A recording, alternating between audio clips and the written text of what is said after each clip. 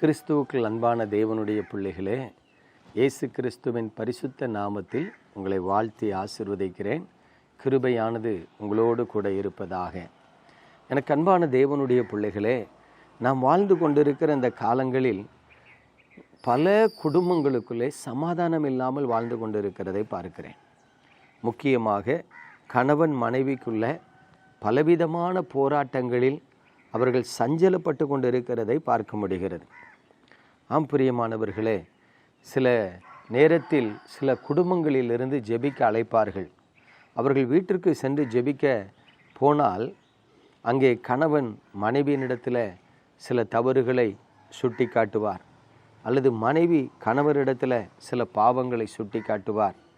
அவர்கள் இரண்டு பேருக்கும் இடையிலே ஒரு அந்யோன்ய அன்பு இல்லாமல் ஒரே வீட்டிற்குள் வாழ்ந்து கொண்டிருந்தாலும், கணவன் மனைவியாய் வாழ்ந்து கொண்டிருந்தாலும் சந்தோஷம் இல்லாதவர்களாக, நல்ல ஒரு அன்பின் பிணைப்பு இல்லாதவர்களாக, ஏதோ திருமணம் செய்துவிட்டோம் வாழ்ந்தாக வேண்டும் என்று சொல்லி வாழ்ந்து கொண்டிருக்கிறார்கள். ஒரு சிலர் எங்களுக்கு பிள்ளைகள் இருக்கிறார்கள், அந்த பிள்ளைகளுக்காக வாழ வேண்டும் என்று சொல்லி வாழ்ந்து கொண்டிருக்கிறார்கள். ஒருவேளை உப்பு சப்பு இல்லாதவர்களைப் போல அந்த கணவன் மனைவிக்கு இடையில் அன்பில்லாமல் இருதயத்தில் சஞ்சலத்தோடும் வருத்தத்தோடும் போராடி கொண்டிருக்கிறதை நான் பார்க்கிறேன். இந்த காரியங்களை குறித்து வேதம் என்ன சொல்லுகிறது என்பதை நாம் தியானிப்போமா? ஆதியாகமத்தின் புஸ்தகம் 21ஆம் அதிகாரம் 10ஆம் வசனத்தை பாருங்கள். ஆபிரகாமை நோக்கி, இந்த அடிமை பெண்ணையும் அவள் மகனையும் புறம்பே தள்ளும். இந்த அடிமை பெண்ணின் மகன் என் குமாரனாகிய ஈசாக்கோடே சுதந்திரவாளியாய் இருப்பதில்லை என்றார். இங்கே நாம் பார்க்கிற ஒரு காரியம் விசுவாசிகளின் தகப்பன் என்று அழைக்கப்படுகிற ஆபிரகாமின் வாழ்க்கையில் நடந்தது. ஆபிரகாமுக்கு குழந்தை இல்லாமல் இருந்த காலத்தில் தேவன் வாக்கு பண்ணுகிறார், உன் கற்பத்தின் கனி உனக்கு சுதந்திரவாளி, உன் வீட்டில் இருக்கிற எலியேசர் உனக்கு சுதந்திரவாளி அல்ல என்று திட்டமாய் சொன்ன பிறகும் ஆபிரகாமும் சாராலும் தேவனுடைய வார்த்தையை குறித்து கவனமாய் இருக்க தவறிவிட்டார்கள். நல்லா கவனிக்கணும். ஆபிரகாமுக்கு அந்த நாட்களில் திருமணமாகி சாராய் மனைவியாய் இருக்கிறார். குழந்தை இல்லை என்று ஆபிரகாம் தேவ சமூகத்தில் விண்ணப்பம் பண்ணும் பொழுது ஆண்டவர், உன் கற்ப பிறப்பாய் இருப்பவனே உனக்கு சுதந்திரவாளி என்று சொல்லுகிறார். ஒரு கணவன் மனைவியாக குடும்பமாய் வாழ்ந்து கொண்டிருக்கிறவர்களை பார்த்து, உன் கற்பத்தின் கனி உனக்கு சுதந்திரமாய் ஆசீர்வாதமாய் இருக்கும் என்று சொன்னால், அந்நிய பெண்ணை அழைத்து கொண்டு வந்தால் திருமணம் செய்ய வேண்டும்? யோசித்து பாருங்கள். இங்கே தேவன் இவ்வளவு தெளிவாக வாக்குத்தத்தங்களை கொடுத்த பின்னும் கற்பத்தின் கனி கிடைப்பதற்கு காலதாமதம் ஆகிறது நிமித்தமாக சாரால் மதியீனமான ஒரு காரியத்தை செய்கிறார். ஆபிரகாமை பார்த்து, நமது வீட்டில் இருக்கிற அடிமை பெண்ணை உமக்கு மறுமனையாட்டியாக சேர்த்து கொள்ளும், ஒருவேளை அவள் மூலமாக என்னுடைய வீடு கட்டப்படலாம் என்று சொல்லி தன்னுடைய அடிமை பெண்ணாகிய ஆகாரை அழைத்து ஆபிரகாம் மடியிலே கொடுத்தாள் என்று வேதம் சொல்லுகிறார். கவனித்து பாருங்க. அன்பாய் போய்கொண்டிருந்த அந்த குடும்ப வாழ்க்கையில் அடிமை பெண்ணுக்கு ஒரு குழந்தை பிறந்து இஸ்மவேல் என்கிற மகன் பிறக்கிறான். அந்த இஸ்மவேல் வந்த பிறகு அங்கே குடும்பத்தில் சந்தோஷம் நிலைத்திருக்க வேண்டும் என்று நினைத்தால், அங்கே அதற்கு பிறகு கர்த்தர் சாராளையும் ஆசீர்வதிக்கிறார். சாராளையும் ஆசீர்வதித்து அவளுக்கு வாக்கு பண்ணின அந்த குழந்தையை கொடுக்கிறார். இங்கே ஈசாக்கு பிறந்து விட்டான். இப்பொழுதுதான் அமைதலாய் சென்று கொண்டிருந்த அந்த குடும்பத்திற்குள்ள குழப்பங்கள் வருகிறதை பார்க்கிறோம். என்னதான் இருந்தாலும் சாரால் எஜமானி அம்மா, ஆகார் அடிமை பெண், வேலைக்கார பெண். பாருங்கள், இரண்டு பேருடைய பிள்ளைகளும் விளையாடி கொண்டிருக்கும் பொழுது ஒருவரை ஒருவர் பரியாசம் பண்ணி அவர்கள் விளையாடுகிறார்கள். சாராலால் அதை ஏற்றுக்கொள்ள முடியவில்லை. உடனடியாக ஆபிரகாமின் இடத்தில் அவள் மனஸ்தாபப்படுகிறதை பார்க்கிறோம். என்னுடைய பிள்ளை அவளுடைய பிள்ளையால் நிந்திக்கப்படுகிறது, ஆகவே அவளுடைய பிள்ளை என்னுடைய பிள்ளையோடு கூட ஒரே வீட்டிலே இருக்கக்கூடாது, உடனே வீட்டை விட்டு வெளியே துரத்தும். பாருங்கள், எப்பொழுதெல்லாம் தேவ சித்தத்துக்கு விரோதமாக மனிதர்கள் செயல்படுகிறார்களோ அப்பொழுதெல்லாம் குடும்பத்திலே அல்லது அந்த மனிதன் வாழ்க்கையில கண்டிப்பாக குழப்பம் வரும், பிரச்சனைகள் வரும். இங்கே ஆபிரகாமுக்கு அது ஒரு பெரிய துக்கமாக இருக்கிறது. ஏனென்று சொன்னால், சாராளுக்கு ஆகார் அடிமை பெண், ஆனால் ஆபிரகாமுக்கு அவள் ஒரு மனைவி. சாராளுக்கு இஸ்மவேல் வேலைக்காரியின் மகன், ஆனால் ஆபிரகாமுக்கு தன் சொந்த மகன். எப்படி ஒரு சிக்கல் வந்திருக்கு பாருங்க. இந்த சிக்கலை சரி பண்ணுறதுக்கு தேவன் அங்கு தலையிட வேண்டியது அவசியமாக இருக்கிறது. தேவனாகிய கர்த்தர் ஆபிரகாமோடு பேசி, ஆபிரகாமே நீ சஞ்சலப்படாதே, நீ உன் மனைவியாகிய சாராளின் வார்த்தையை கேட்டு அவனை அனுப்பிவிடு. ஸோ தேவன் பேசினபடியினால் ஆபிரகாம் அதற்கு கீழ்ப்படிந்து அங்கே ஆகாரையும் அவள் பையனையும் அனுப்பிவிட்டார் என்று பார்க்கிறோம். ஆனால் இந்த நாட்களில் குடும்பமாய் வாழ்ந்து கொண்டிருக்கிற ஜனங்களை கவனித்து பாருங்கள். கடந்த நாட்களிலே ஒரு தாயார் திருவள்ளூர் மாவட்டத்திலிருந்து எனக்கு தொலைபேசியிலே பேசுகிறார்கள். 62 வயதாகிவிட்டது.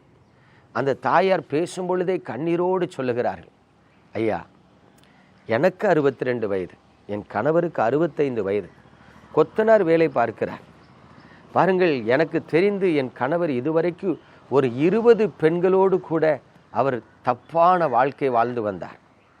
சரி, ஏதோ வாலிப வயதில் தான் தாறுமாறாக பொறுக்கித்தனமாக வாழ்ந்துட்டு போகிறான் அப்படின்னு சொல்லி விட்டுட்டேன்.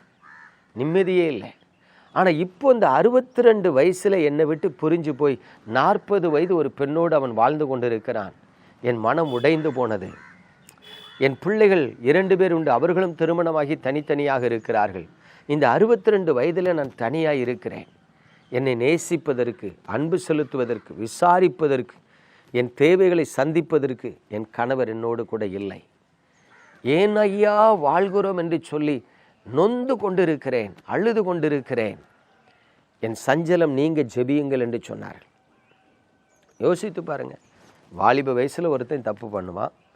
ஆனால் 65 வயதில் ஒரு மனிதன் தன் மனைவியை விட்டுவிட்டு அவன் பிரிந்து செல்லுகிறான் என்று சொன்னால் அங்கே குடும்பம் உடைந்து விட்டது. அந்த தாயார் சொல்லுகிறார்கள், 3 மாதமாக அவன் தனி குடித்தனம் சென்று விட்டான்.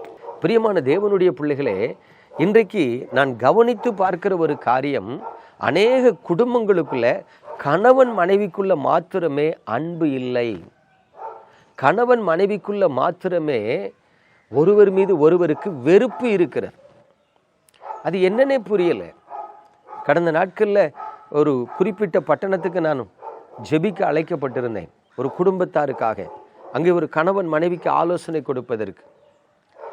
அங்கே அவர்களுக்கு திருமணமாகிய 6 மாதம்தான் ஆகிறது. 1 மாதம் கணவன் மனைவியாக வாழ்ந்திருக்கிறார்கள். அதற்கு பிறகு இப்பொழுது 5 மாதங்கள் கணவன் மனைவியினிடத்தில் பேசுவதில்லை, மனைவி கணவனிடத்தில் பேசுவதில்லை. 2 பேரும் பிரிந்திருக்கிறார்கள்.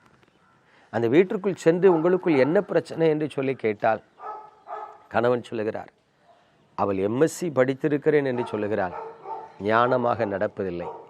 கடையில் சென்று ஒரு பொருள் வாங்கி வா என்று சொன்னால் எக்ஸ்பிரி டேட் பார்க்காம எக்ஸ்பிரி ஆனதை வாங்கி கொண்டு வருகிறாள். ஒருவேளை என்னிடத்தில் அவள் பேசுவதே இல்லை, நான் மாத்திரமே அவளிடத்தில் பேசி கொண்டிருக்கிறேன். அவள் ஒரு பதிலும் ரிப்ளை கொடுப்பதில்லை. யோசித்து பாருங்கள். அவன் சொல்லுகிறான், எனக்கு இந்த மனைவி வேண்டாம். எனக்கு மனைவி வேண்டாம் என்று சொன்ன பிறகுதான் அவள் அழ ஆரம்பிக்கிறாள், இல்லை நான் உங்க கூட சேர்ந்து வாழ்கிறேன். அப்போ அப்படியானால் அவளிடத்தில் போய் நீ ஏன் உன் கணவர்கிட்ட இப்படி நடந்து கொண்டாய்னா, தெரியாமல் நடந்துட்டேன், இனி அப்படி தப்பு பண்ண மாட்டேன். பாம்போல, சின்ன பிள்ளை போல, ஒன்றுமே தெரியாதவளை போல பேசுகிறாள். ஆனால் அவன் கணவன் சொல்லுகிறதெல்லாம் கேட்டால் ஆச்சரியமாக இருக்கு. எப்போ பார்த்தாலும் இன்ஸ்டாகிராமில் உட்காந்துருக்கிறா, யார்கிட்டையாவது ஃபோன் பேசுகிறா. நான் சரி ஃபோனை கொடுன்னு சொன்னால் அந்த கால் ஹிஸ்ட்ரியை அழிச்சிடுறா. யார்கிட்ட பேசினான்னு கண்டுபிடிக்க முடியல.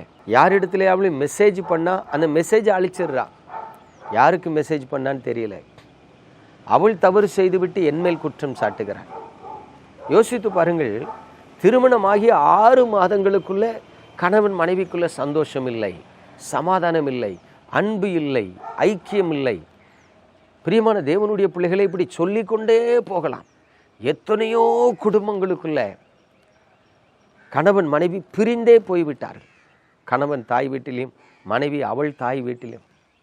யோசித்து பாருங்கள். இதற்கெல்லாம் காரணம் என்ன? ஒன்றே ஒன்றுதான் சொல்லுவேன். இந்த நாட்களில் உள்ள குடும்பங்களுக்குள்ளே பிரச்சனைகள் தீர்ந்து போகாமல் அது வளர்ந்து கொண்டே சென்று பிரிவினையில் முடிவதற்கு காரணம் என்னவென்று சொன்னால், அங்கே ஆபிரகாமின் வாழ்க்கையில் தலையிட்டு சமாதானம் செய்து வைத்த கர்த்தர் இன்றைக்கு பல குடும்பங்களுக்குள்ளே அவர் இடைபடாமல் இருப்பது தான் காரணம். ஏன் பல குடும்பங்களுக்குள்ளே தேவன் இடைப்படவில்லை?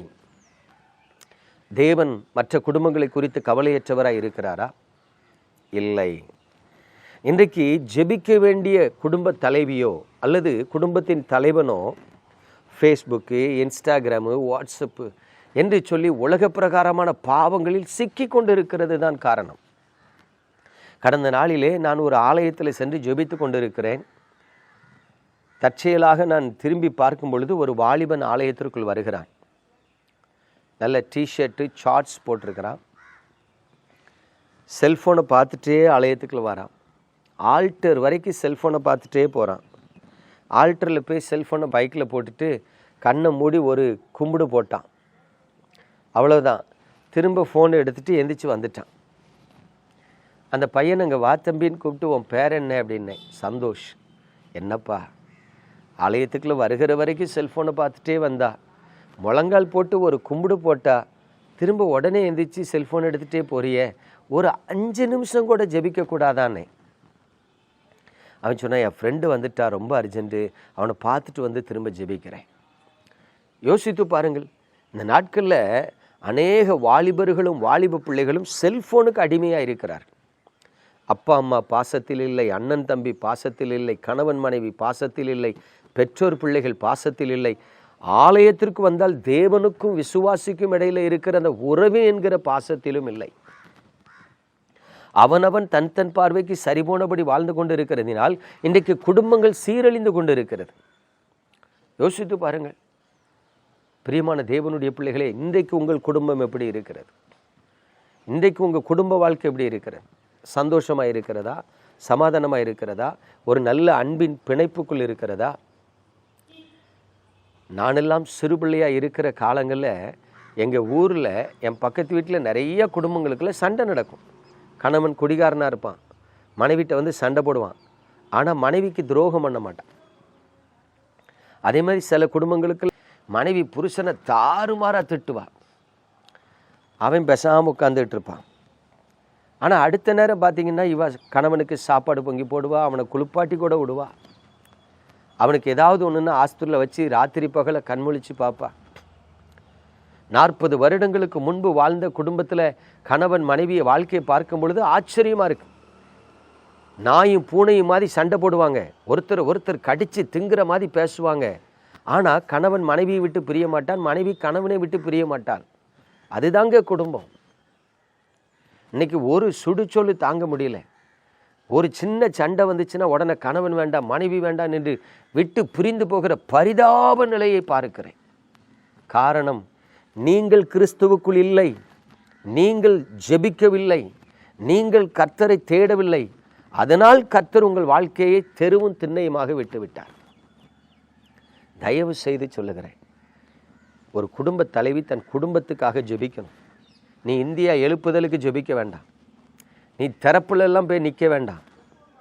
உன் குடும்பத்தை கட்டுவதற்காக ஜெபம் பண்ணு. அதே போல் ஒரு குடும்ப தலைவன் சும்மா ஊழியத்துக்கு போகிறேன், அங்கே போகிறேன், இங்கே போகிறேன்னு சொல்லி போகக்கூடாது. ஒரு ஞானமுள்ள தகப்பனாக குடும்ப தலைவனாக நடந்து உங்கள் குடும்ப வாழ்க்கையை கட்டி எழுப்பணும். அப்பொழுதுதான் தேவன் உங்கள் வாழ்க்கையில் இடைபடுவார். ஆபிரகாமின் வாழ்க்கையில் இடைப்பட்ட கர்த்தர் இன்றைக்கு உங்கள் வாழ்க்கையில் இடைபடவில்லை என்று சொன்னால் அதற்கு காரணம் நீதான்.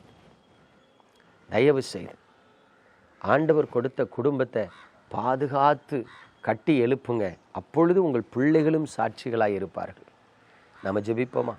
எங்கள் அன்பின் பரலோக தகப்பனே, இந்த பரிசுத்தமான காலை வேளையில் உமது கிருபையுள்ள கரத்தில் உமது பிள்ளைகளை தருகிறேன். நன்மையால் நிரப்புகிற தேவன். எத்தனையோ குடும்பங்களுக்குள்ள கண்ணீர், கவலை, போராட்டம், நிந்தை, வேதனை என்று ஆண்டவரை சஞ்சலப்பட்டு கொண்டு இருக்கிறார்கள். ஒவ்வொரு குடும்பங்களுக்குள்ளும் அந்த சஞ்சலத்தை நீக்கும்படி நீங்கள் சந்தோஷத்தை அனுப்ப வேண்டுமாய் ஜெபிக்கிறேன். உங்கள் கிருபை தாங்கட்டும். அநேகர் மனம் திரும்பி நல்ல வாழ்க்கை வாழ உதவி செய்யும். இயேசு கிறிஸ்துவின் நாமத்தில் பிதாவே, ஆமென்.